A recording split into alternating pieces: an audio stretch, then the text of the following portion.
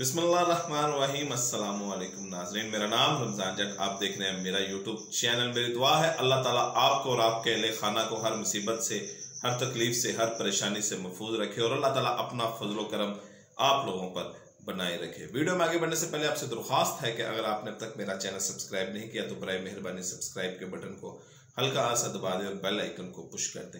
ये फैसला आपका बिल्कुल मुफ्त है, लेकिन मैं आपको यकीन दिलाता हूँ इंशाअल्लाह इंशाअल्लाह इंशाअल्लाह आपका ये फैसला बिल्कुल दुरुस्त साबित होगा और आपकी मालूमात में कोई ना कोई इजाफे का सबब बनेगा।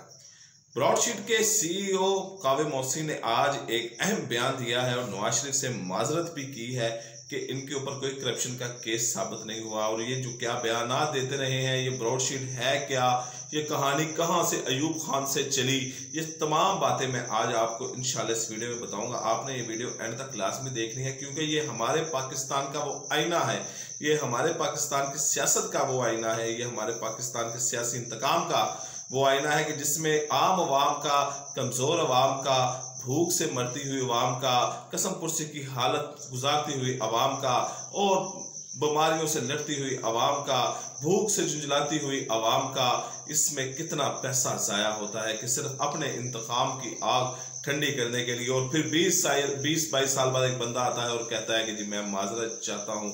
20-22 साल क्या क्या खेल खेले जाते हैं, लेकिन ये कहानी 20-22 साल पुरानी नहीं है। ये कहानी अयूब खान के दौर से शुरू होती है। ये तमाम तफसीलात इंशाल्लाह मैं आज इस वीडियो में आपके आगे रखने की कोशिश करूंगा।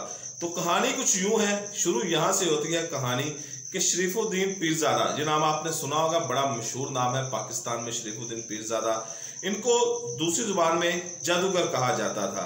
ये मुल्क के वाहिद कानूनदान थे जो कानून से हर किस्म की गुंजाइश निकाल लेते थे। बड़े जबरदस्त किस्म के ये माहिर कानून थे। अयूब खान से लेकर जनरल परवेज मुशर्रफ तक हर जो आमर आया था वो इनके ये राइट हैंड थे। हर आमर के साथ इनकी दोस्तियां थी। हर आमर इनको ऐसे सल्कबात से नवाजता था जैसे जनरल जियाउल हक इनको मुर्शद कहते थे। जनरल जियाउल हक अपने आप में एक जहां था। जनरल जियाउल हक की दहशत और खौफ की अलामत आज भी जो लोग जिनको देखा है वो बयान करते हैं। जनरल जियाउल हक जैसा बंदा शरीफुद्दीन पीरजादा को मुर्शद कहता था। और जनाब जनरल परवेज मुशर्रफ साहब, इनसे कौन वाकिफ नहीं है, बड़े मुक्के लहराते थे और अपने आप को कमांडो कहते थे। उन जो जनरल परवेज मुशर्रफ है वो इनको बॉस कहते थे। जनरल परवेज मुशर्रफ ने 1999 के टेक ओवर के बाद बॉस को यानी कि जनरल शरीफ पीरजादा को कहा कि कानूनी गुंजाइश पैदा करें कि मैं अपने टेक ओवर को जस्टिफाई कर सकूं कि ये वाकई मेरा हक बनता था, ये मुल्क के लिए बड़ा जरूरी हो गया था कि मैं टेक ओवर करूं। ये सारी जिम्मेदारी इन्होंने शरीफ पीरजादा को दे दी। शरीफ पीरजादा साहब ने इनके हाथ में एहतसाब की लाठी थमा दी। उनका फरमाना था आपके लिए सिर्फ दो लोग खतरनाक हैं, बेनजीर भुट्टो और नवाज शरीफ। ये दोनों सिर्फ एहतसाब की लाठी से मारे जा सकते हैं। जनरल मुशर्रफ को ये नुस्खा पसंद आ गया। ये बात शरीफुद्दीन पीरजादा की थी, ये बात उनको पसंद आ गई। चुनाचा उन्होंने एहतसाब बैरू को एक हफ्ते में नैब बना दिया और लेफ्टिनेंट जनरल सैयद मोहम्मद अमजद को इसका चेयरमैन बना दिया। तब इन्होंने एहतसाब बैरू को जो नवाज शरीफ उन्होंने बनाया था उसका नाम बदला और उसको नैब बना दिया। अब यहां से कहानी का रुख देखें। कहानी में एक ट्विस्ट आता है। जेरी जेम्स और डॉक्टर WF पीपल, ये दोनों ऐसे मामूली से वकील है, मामूली दर्जे के वकील होते थे और ये शरीफुद्दीन पीरजादा के दोस्त थे। शरीफुद्दीन पीरजादा भी माहिर कानून थे और ये भी इनको वकालत के हवाले से ये दोनों दोस्त थे। लेकिन ये जो जेरी जेम्स और डॉक्टर WF पीपल थे, ये बेचारे बस मामूली दर्जे गुजारा मुजारा इनका चलता था। अच्छा, इनकी एक खासियत थी, ये तीसरी दुनिया के मुल्कों पर बड़ी नजर रखते थे। जो थर्ड वर्ल्ड कंट्री होती थी इनके ऊपर बन के बड़ी गहरी नजर होती थी। इन्हें पाकिस्तान में एहतसाब की इतला मिली। अब ये देखिए, इनको इतला मिली है वहां पर एहतसाब की, तो उन्होंने ब्रॉडशीट LLC के नाम से ऑफशोर कंपनी रजिस्टर कराई। यहां पर अब जन्म हुआ है, वजूद आया है ब्रॉडशीट का। और ये शरीफुद्दीन पीरजादा के जरिए जनरल परवेज मुशर्रफ तक पहुंच गए। अब शरीफुद्दीन पीरजादा जनरल परवेज मुशर्रफ के बॉस थे और ये बॉस के दोस्त थे, तो उनके लिए तो तमाम रास्ते साफ थे, आसान थे कि जनरल परवेज मुशर्रफ तक पहुंचने के। ब्रॉडशीट ने जनरल परवेज मुशर्रफ को पेशकश की कि हम आपके करप्ट लोगों के सासे तलाश करेंगे और आप हमें उन सासों का 20% दे दीजिएगा। अब ये ऑफर इतनी बड़ी थी और इसमें कुछ जा भी नहीं रहा था कि पाकिस्तान की जेब से कोई धेला भी नहीं जा रहा, कोई पैसे भी नहीं जा रहे, मुशर्रफ की जेब से भी नहीं जा रहे और पैसे आ भी रहे हैं। 80% उनको दौलत भी मिलेगी, 20% ये लोग ले जाएंगे। और कंपनी ने उनको सासे तलाश करने शुरू कर दिए थे। 20% अपने पास रखना था और 80% इन्होंने नैब को देना था। और सासों की जो इन्होंने कहा जी करप्ट लोग हैं जो सासें उनके हमने तलाश करनी है, 20% हमारे पास होगा, 80% हम नैब को दे देंगे। और 80% नैब का मतलब है कि पैसा पाकिस्तान के पास है।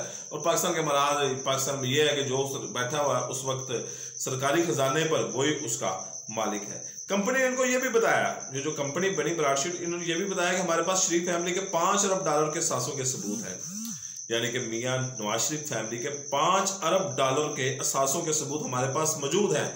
जनरल परवेज मुशर्रफ को क्या चाहिए था? जनरल परवेज मुशर्रफ इसी इंतजार में थे क्योंकि उन्होंने ओवरटेक मियां नवाज शरीफ की हुकूमत के खिलाफ किया हुआ था। मियां नवाज शरीफ को करप्ट साबित करना इनकी सबसे बड़ा जो इनका चैलेंज था वो ये था कि मियां नवाज शरीफ को करप्ट साबित किया जाए। और ऊपर से इस कंपनी ब्रॉडशीट कंपनी ने कह दिया कि हमारे पास $5 अरब के जो इनके करप्शन के सासे हैं ना उनके हमारे पास सबूत है।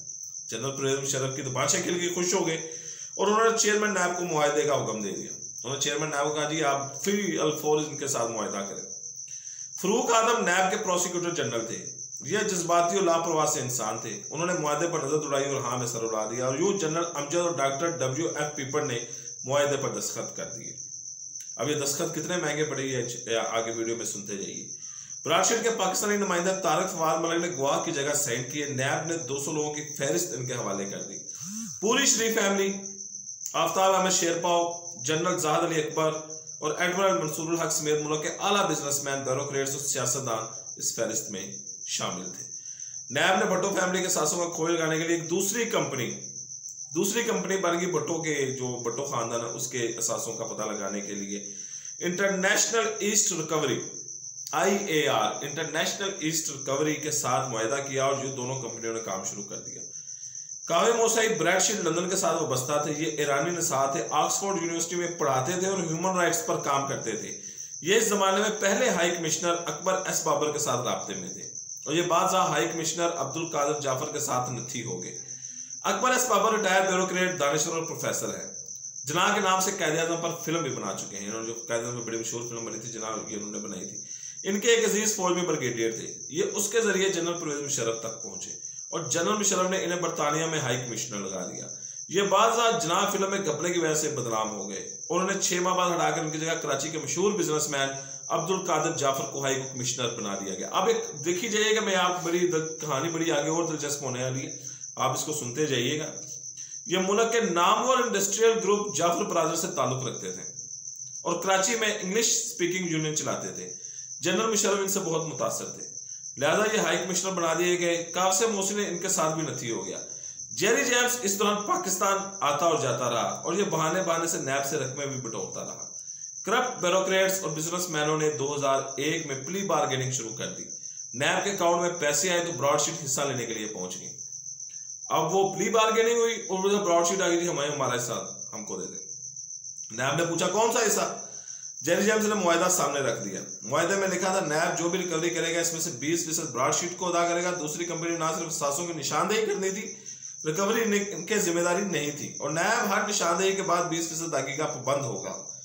नैब उसको उस वक्त पता चला कि हमने जल्दबाजी में ब्रॉडशीट के साथ गलत मुआहदा कर दिया है। अब इतना बड़ा मुआहदा हुआ है और उनको बाद में पता चल रहा है कि जी हमने मुआहदा उनके साथ गलत कर दिया है। हम हर रिकवरी में से 20% अदा करने के पाबंद भी हैं और ये सासों की निशानदेही के बाद 20% की हकदार हो जाएगी। चेयरमैन के हाथों के तोते उड़ गए, ताम ये 2 तक घसीटते रहे। आगे कहानी और दिलचस्प होने वाली। नैब ब्रॉडशीट को थोड़ी बहुत अदायगी भी करता रहा, तहम 2003 के शुरू में ये मुआहदा तोड़ दिया गया। कंपनी सालसी की आलमी अदालत में चली गई और केस चलना शुरू हो गया। इस दौरान काफरी की हुकूमत बनी, करप्ट सियासतदान नई हुकूमत का हिस्सा बन गए और एडमिरल मंसूरुल हक के साथ प्री बार्गेनिंग हो गई और 2007 में NRO हुआ। पाकिस्तान पीपल्स पार्टी के मुकदमे खत्म हो गए। जनरल मुशर्रफ का सूरज डूब गया और आसिफ अली जरदारी तलू हो गए। जेरी जेम्स ने नई हुकूमत से राब्ता किया और आउट ऑफ कंट्रोल सेटलमेंट का अंदिया दे दिया। आसिफ जरदारी ने सेटलमेंट की मंजूरी दे दी और नैब ने जेरी जेम्स को अदायगी करके इस केस को वापस लेने का मुआहदा कर लिया। कहानी सुनते जाएं, आओ आगे सुनते जाएं। जेरी जेम्स को कितनी रकम अदा की गई? इस सिलसिले में $50 लाख और $15 लाख फिगर्स दी जाती है। $5 लाख, $50 लाख, माफ कीजिएगा $50 लाख। इतनी बड़ी रकम सुनकर तो वैसे मेरे भी आसान खता हो गया। $50 लाख और $15 लाख 2 फिगर्स दी जाती हैं। फिर सुन ले, जेरी जेम्स को कितनी रकम दी गई? $50 लाख और $15 लाख, ये 2 फिगर्स दी जाती हैं। बहरहाल जेरी जेम्स रकम लेकर चला गया तो पता चला नैब के साथ फ्रॉड हो गया। नैब जो सारी दुनिया के फ्रॉड पकड़ता है, इनको पता चला कि इनके साथ फ्रॉड हो गया है। ब्रॉडशीट एलएलसी 2005 में डिफॉल्ट कर गई थी, जिसके बाद जेरी जेम्स ने इसके नाम से एक नई कंपनी बनाई, रकम ली और रफू चक्कर हो गया। इस दौरान कावे मूसवी खुल के सामने आकर उसने ऐलान कर दिया, ये कंपनी मेरी है और पाकिस्तान का मेरे साथ कोई सेटलमेंट नहीं हुई, मेरा क्लेम ये जो है ये मेरा हक है। अदालत ने इसका मौक़िफ़ मान लिया, ये केस चलता रहा। इस दौरान जेरी जेम्स सितंबर 2011 में पेरिस के एक होटल की 5वीं मंजिल से नीचे गिरकर मर गए। ये मौत हैरानकुन थी, लोग इसे खुदकुशी भी कहते हैं, साजिश भी। ताहम जेरी जेम्स इसके साथ ही माजी में दफन हो गया और पीछे कावे मौसवी रह गया। आपको यहाँ मैं ये भी बताता चलूँ आपको कि ब्रॉडशीट 1999 में बनी थी और ये 2005 में खत्म हो गई थी। 1999 में बनी और 2005 में खत्म हो गई, जिसकी गूंज आज भी हमें सुनाई दे रही है। इसके पास बज़ाहिर पाकिस्तान के अलावा कोई केस नहीं था और नैब के माजी के तमाम चेयरमैन भी ये मानते हैं ब्रॉडशीट ने नैब को धोखा देने के अलावा कोई काम नहीं किया था। ये लोग हर मीटिंग में कोई ना कोई कहानी सुनाकर मजीद पैसे बटोर कर ले जाते। कोई केस नहीं था ये पाकिस्तान के अलावा के पास।